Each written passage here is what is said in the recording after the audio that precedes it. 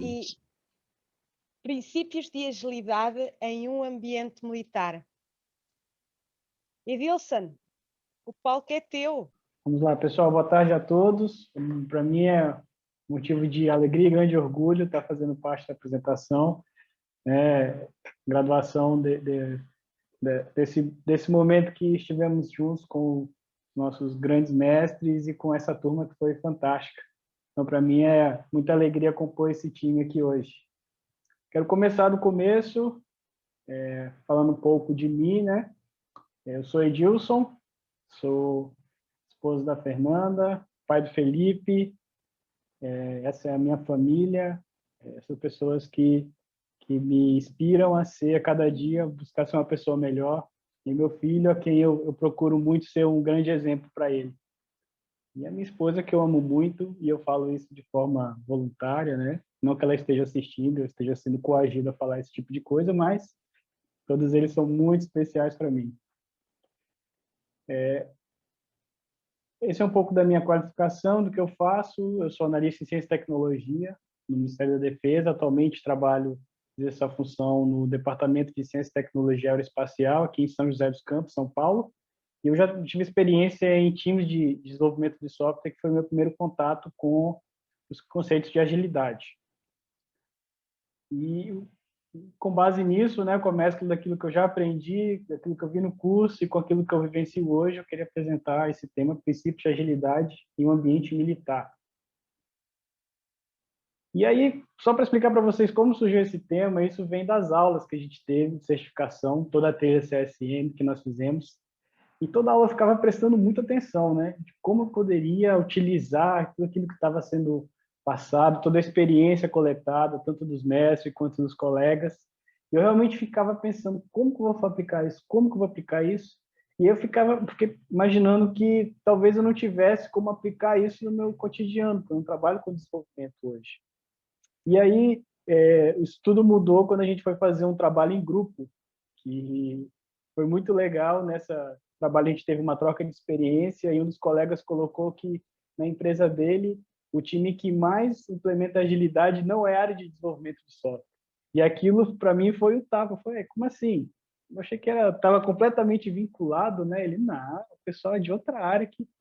E aí quando eu comecei a pensar nisso, aí minha mente explodiu, né? Falei, puxa vida, eu acho que eu já estou tendo a oportunidade de aplicar isso no meu cotidiano, só não estou enxergando, né? E aí quando caiu a ficha, que está tendo a experiência de poder aplicar princípios de agilidade no nosso trabalho, mesmo no ambiente militar, sem colocar os nomes, como todo mundo fala, né? Aqueles nomezinhos da metodologia, do framework.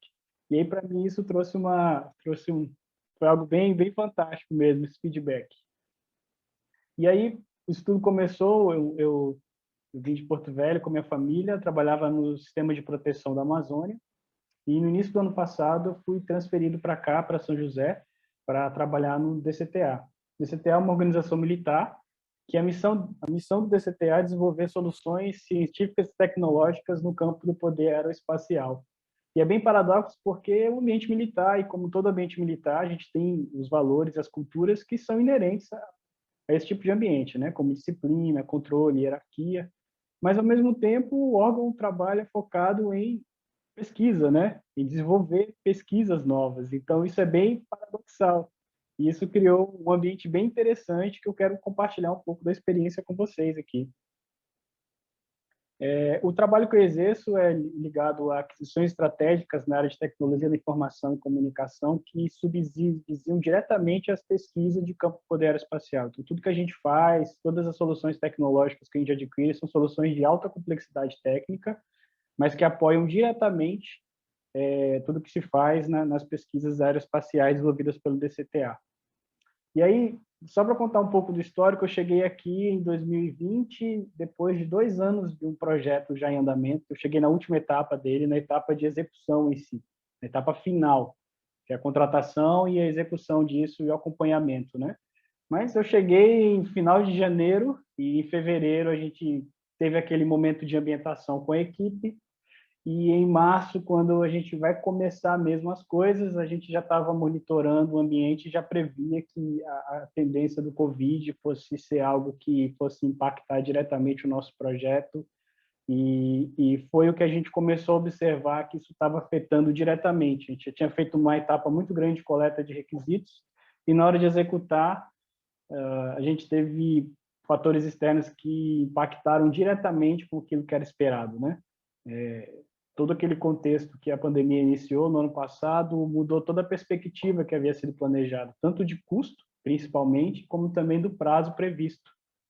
Um dos fatores foi esse, a alteração cambial violenta, e fora isso, os fabricantes das soluções que a gente precisava, que são muito específicas, eles não tinham condições de atender nas demandas que foram planejadas no início do projeto, 2 anos antes. Com base em tudo isso, nesse ambiente de mudanças intenso, né, teve algo fantástico que a nossa chefia decidiu, que foi o seguinte: a gente não vai colocar esse projeto para frente, né? Uma pesquisa prévia que a gente fez era evidente que o preço, o custo e o prazo não era mais execuível, desde quando o projeto nasceu 2 anos antes. Então, qualquer movimento que a gente fizesse era passível de contestação, e principalmente na parte da contratação, quando a gente trabalha com contratação através de licitações. Um dos recursos que é legal é que os fornecedores, os participantes podem contestar, fazendo impugnações ao edital. E como é um projeto de muita complexidade, qualquer impugnação que a gente tivesse iria acrescentar ainda mais, ia esticar ainda mais o prazo, ia deixar a gente numa situação ainda pior.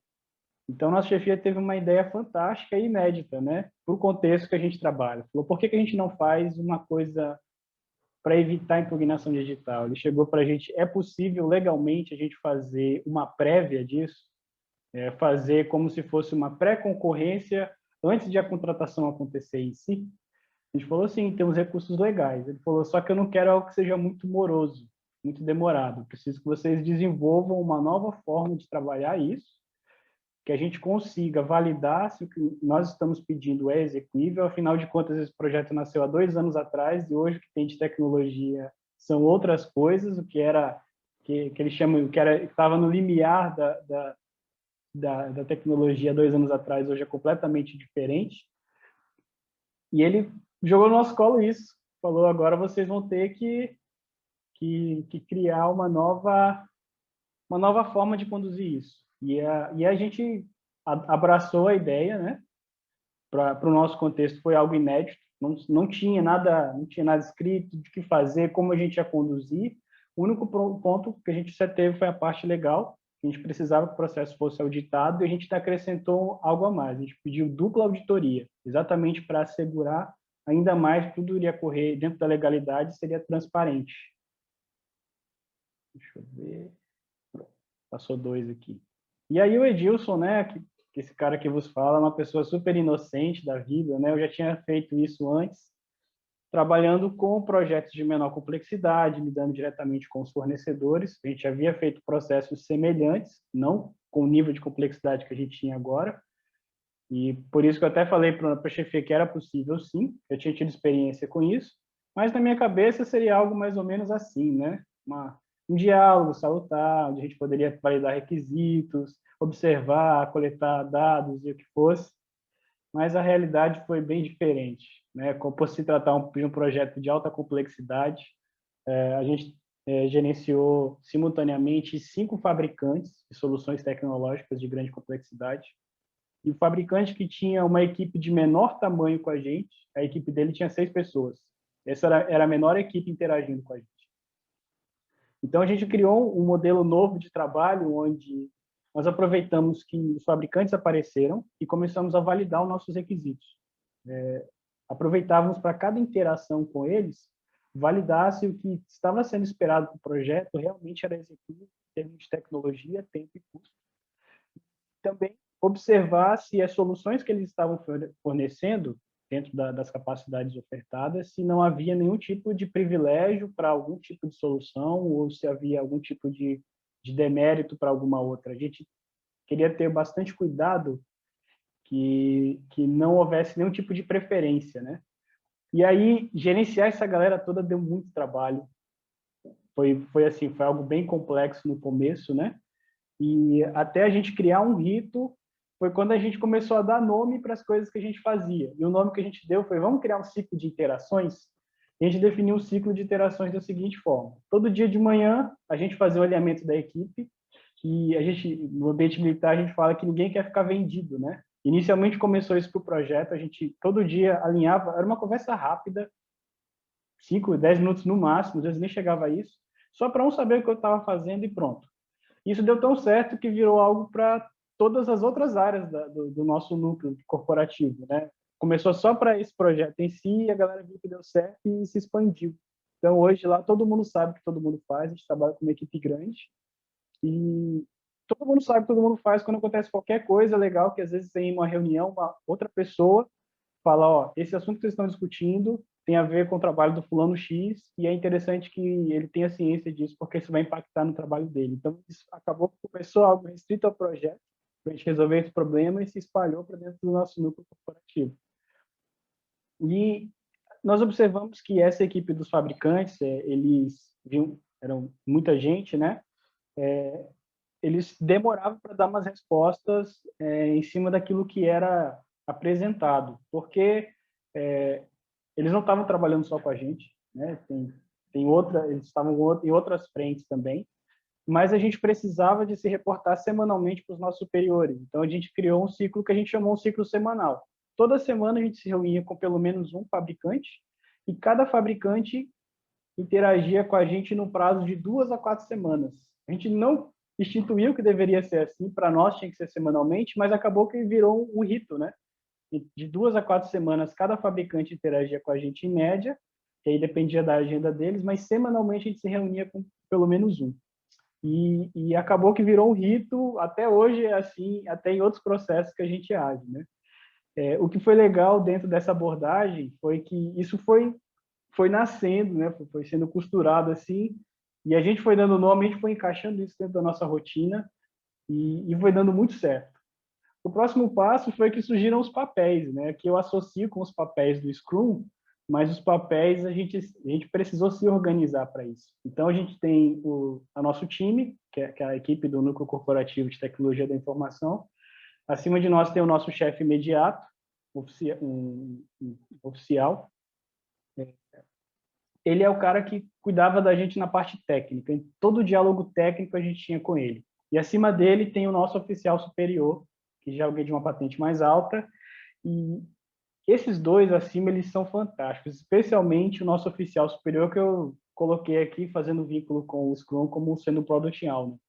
Ele tem o dom de falar com a alta direção do órgão, falando a língua deles, sabe? Ele tira todo aquele informatiquez, aquela parte de tecnologia, e consegue ter um diálogo com eles do jeito que eles entendem, do jeito que eles compreendem, e ele consegue fazer o contrário com a gente também. Ele consegue pegar as estratégias, as definições de prioridades, as expectativas que esse pessoal da alta direção tem, e passar para a gente dentro da linguagem que nós entendemos como da área de tecnologia, né?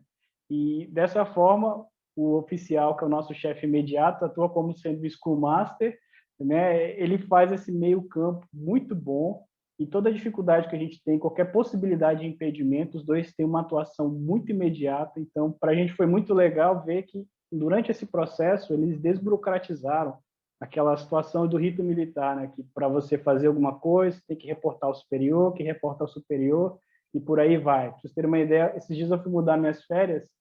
Para mudar a data das minhas férias, meu documento tramitou por 9 caixinhas de setores, né? E ainda não saiu a resposta final.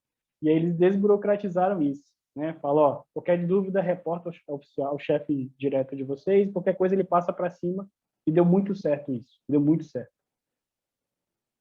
E um ponto legal foi que eu aprendi isso na aula no curso de ACSM. O dia que eu aprendi isso, realmente a minha vida mudou, eu diria. Foi o Market of Skills. Como eu falei para vocês, gerenciar diversas interações com vários fabricantes era muito complexo, porque a gente firmou com eles um termo de confidencialidade de mão dupla. Foi assinado um acordo com todos eles, pela legalidade do processo e pela dupla auditoria, onde os requisitos que eles tivessem do projeto, eles não poderiam compartilhar de forma alguma, por se tratar de um projeto ainda em fase de construção e por ser algo estratégico do Ministério da Defesa, algo considerado sigiloso. E também a gente teria acesso a detalhes de tecnologia deles que poderiam ser diferenciais que na mão do concorrente seria munição para desqualificar em outro processo de concorrência, né? Então a gente tinha que gerenciar todo o cuidado daquilo que eles falavam, não deixar isso aparecer para o outro fabricante como sendo um ponto que ele tinha para não municiar ele para uma outra aquisição por conta do acordo de confidencialidade. E era muito complexo gerenciar isso porque foi a primeira vez que isso foi feito, né? E no dia que eu aprendi o Marketing of Skills, a gente montou um painel virtual com tudo aquilo que um apresentava que ele tinha de bom, que ele tinha que o produto, que a solução dele tinha de bom, que ela tinha de limitação, e com isso a gente conseguia cruzar para saber se tudo aquilo era válido ou não, as alegações que eles apresentavam eram válidas ou não, se realmente a gente poderia acatar ou não, porque para cada interação com os fornecedores, no final delas a gente tinha que dar uma resposta formal por conta da dupla auditoria. E sempre isso acontecia, e aí ver isso dentro de um painel virtual nos ajudou tanto a ver as coisas de uma forma mais abrangente, e inclusive a gente teve que tomar uma decisão muito séria, mas uma decisão seríssima que mudaria todo o andamento do projeto. E quando a gente implementou o Marketing of Skills, que a galera viu o painel, ficou tão claro que tinha que ser feito, e foi assim algo que realmente para mim foi uma grande experiência, foi muito fantástico isso. E os resultados de todo esse processo que eu falei para vocês foi que a cada interação com os fornecedores, os fabricantes, semanalmente a equipe se reunia e verificava se aquilo que foi apresentado por eles eram alegações válidas, se a gente poderia mesmo incorporar o projeto, mudar o cenário, o escopo do projeto ou não. Ao todo, nós tivemos 11 versões de refinamento de requisitos. Todo esse trabalho de interação com os fornecedores demorou cerca de 6 meses e meio. Então, se a gente fosse realmente iniciar o processo de contratação sem ter tido essa etapa, com certeza o projeto teria atrasado muito mais do que isso. E esses 6 meses e meio de interação, a gente documentou tudo o que acontecia, a gente registrou tudo que estava acontecendo, e no final dele a gente chegou com a versão final do requisito do projeto e separamos em 3 opções, né? O escopo precisava de alteração, o cenário era diferente por conta do impacto que a pandemia havia causado, e aí o nosso oficial superior, né, que atuou como, digamos assim, o Product Owner, ele pediu para que a gente transformasse todos aqueles 6 meses e meio de interação em uma história que ele pudesse apresentar para a direção. A gente transformou aquilo numa história que tinha sequência, que era entendível, e ele apresentou para a direção 3 opções que a gente deu. A opção com o escopo completo, e com uma dimensão de tempo e custo, e outras 2 com um escopo um pouco mais reduzido, com menor tempo e menor custo. Mas a história foi tão bem contada que eles abraçaram a ideia, a alta direção abraçou a ideia e falou que era para manter o projeto com o escopo completo, e que eles iriam tomar todas as decisões a nível estratégico decisório para que o projeto não sofresse nenhum tipo de alteração de tempo e custo em virtude do Covid. E a gente achou isso o máximo porque não foi só o nosso projeto que foi impactado pela pandemia. Muitos outros foram. Só que os outros só apresentavam o seguinte argumento: precisamos de dilatação de tempo por conta do Covid. Mas era só isso. E aí, assim, eles disseram que todos os projetos falavam a mesma coisa. Então, como é que eles iam poder decidir o que era mais importante, o que era menos importante? Porque todo mundo alegou que era só o Covid. A gente explicou o porquê que a gente fez aquela etapa de uma gestão ativa dos fornecedores, que foi o nome que a gente deu, por que a gente fez aquela interação prévia com eles, por que a gente se deu aquele trabalho de reunir com todos eles, refinar o nosso escopo, verificar se era válido as alegações. E aquilo mostrou que a gente estava tão comprometido com o processo que eles entenderam que não foi só, a gente não apresentou a desculpa seca, foi o Covid, né? Foi construído tudo aquilo e eles abraçaram a causa. E o nosso foi o único projeto que teve aprovação de dilatação de tempo e prazo, tempo e custo. E a gente ficou muito feliz com isso, né? Foi um resultado de um trabalho de meses. E para nós, o que foi mais fantástico foi que a contratação aconteceu, agora no final do ano de 2020, e ela aconteceu mesmo com o dólar mais alto, com um valor levemente abaixo daquilo que foi estimado. porque toda essa interação com os fabricantes deu a eles a clareza do que realmente estava sendo pedido, para que servia realmente cada item que foi exigido no projeto, e eles também puderam se preparar para oferecer uma proposta que foi economicamente mais viável, o que para nós é algo muito bom, porque levamos muito a sério essa questão da utilização dos recursos públicos, porque a gente entende que não é um dinheiro nosso, é da sociedade, né? E quanto melhor a gente aplica esse dinheiro, é uma satisfação que a gente deve para o povo brasileiro. A gente leva isso a sério demais, demais mesmo. E para mim o resultado mais fantástico foi esse, né? A gente não chegou lá colocando que a gente ia seguir uma metodologia ágil, que a gente iria empregar os princípios ágeis, os princípios do manifesto ágil. Realmente isso aconteceu. Isso aconteceu naturalmente. Para mim foi a grande virada de chave, foi na aula quando eu entendi que a gente já fazia isso, a gente só não dava os nomes. A gente não dava os nomes que estão no manifesto ágil, que estão no Scrum Framework. Isso começou a fazer parte da nossa rotina de trabalho. Então, acredito que, para mim, o maior ganho foi o princípio 1 e o 4. Né? A gente teve mais interações do que os processos de ferramentas legais. Se a gente fosse fazer isso da forma burocrática, a gente não teria feito em 6 meses e meio, nunca. Mas as interações foram muito mais valiosas do que seguir todo aquele rito hierárquico e documental, que a gente teve liberdade para isso.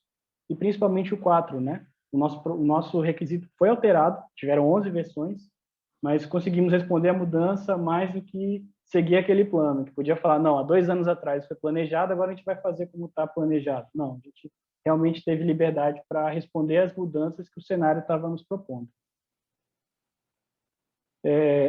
Foi muito legal hoje perceber, assim, com uma visão de fora, que a gente praticou muito isso, os pilares do Scrum, transparência, inspeção e adaptação. Como eu falei, todo o processo foi transparente, foi inspecionado com dupla auditoria e nos permitiu ter adaptações claras ao escopo do projeto. E isso ficou muito claro, sim, não só para nós, mas para todos aqueles que acompanharam o projeto das outras áreas que fizeram auditoria. E eu acho que o forte assim foi essa questão dos valores, né? E eu destaco o primeiro, que foi a coragem. Para vocês terem ideia, a gente brinca que, como todo o processo é auditado, né, a gente brinca que se acontecer alguma coisa, se a auditoria pegar alguma irregularidade, a gente sempre brinca, né? O carro de quem que a gente vai vender para pagar alguma situação que o pessoal da auditoria pegar? E esse dia foi tão sério que eu falei naturalmente, falei, o meu carro, pode vender o meu carro. E aí o oficial superior falou, ó, que fique registrado que o Edilson falou que vai vender o carro dele. Quando ele falou isso, caiu a ficha, né? O cara tá no ambiente militar, eu acabei de questionar o oficial superior. Mas, assim, foi muito natural.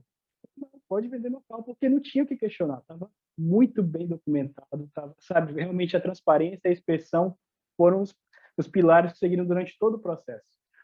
E, para mim, esses 4 já são inerentes, né? O foco, o comprometimento, o respeito, que a gente sempre tem, principalmente por entender que o nosso trabalho não é para nós entendemos que nós fazemos é para a nossa nação. Então, isso é um respeito muito sério, que a gente leva muito a sério mesmo. E a abertura que nós tivemos, acredito que foi fantástico, a nossa chefia encarar que era um processo novo, que não existia, e deu abertura para a gente trabalhar da maneira como a gente instituiu o processo. Que eu vejo que usaram os pilares do Scrum, que usou o que preza o manifesto ágil, mas sem usar os nomes diretamente. Né? Então, foi legal hoje ver que esse framework foi aplicado, mas sem ninguém falar que estava aplicando o framework. Então, para mim, isso foi fantástico mesmo. E eu finalizo, né, com uma citação que está no Scrum Guide, que o Scrum é uma estrutura leve que ajuda pessoas, equipes e organizações a gerar valor por meio de soluções adaptativas para problemas complexos.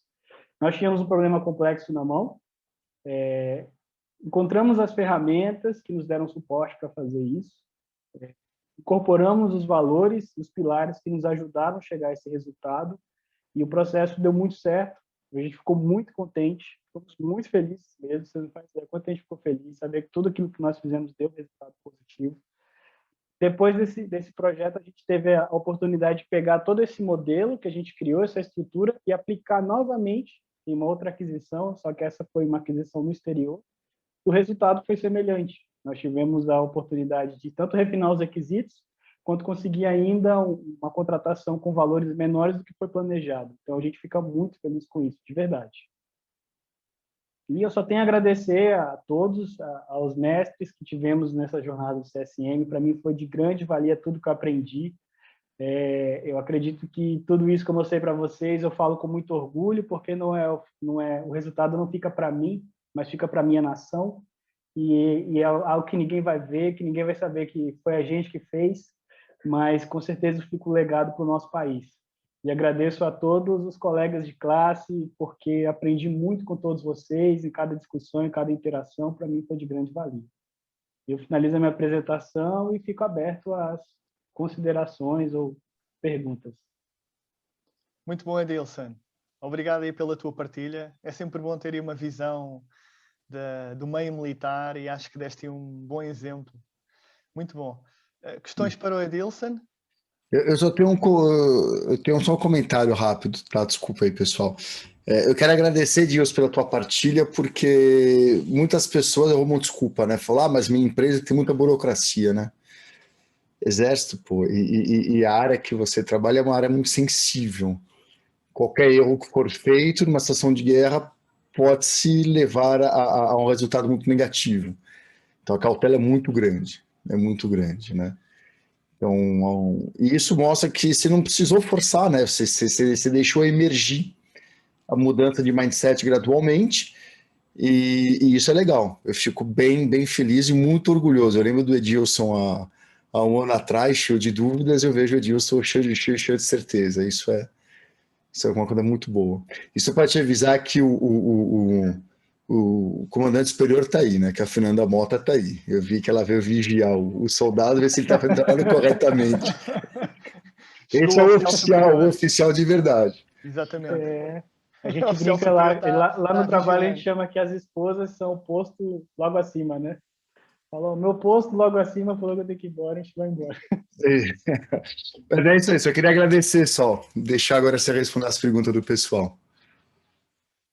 Alguma questão, pessoal? Queiram colocar? Levantem a mão, por favor.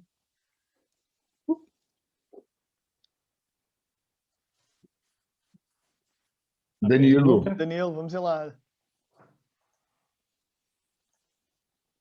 Oi, Edilson. Eu mandei para você também aqui no particular. Queria saber qual que foi a maior dificuldade de vocês, que vocês tiveram aí. Por incrível que pareça, a maior dificuldade que a gente teve foi a pressão dos fabricantes para que a gente adotasse as particularidades da solução de cada um deles. Por incrível que pareça, essa foi a maior dificuldade que nós tivemos.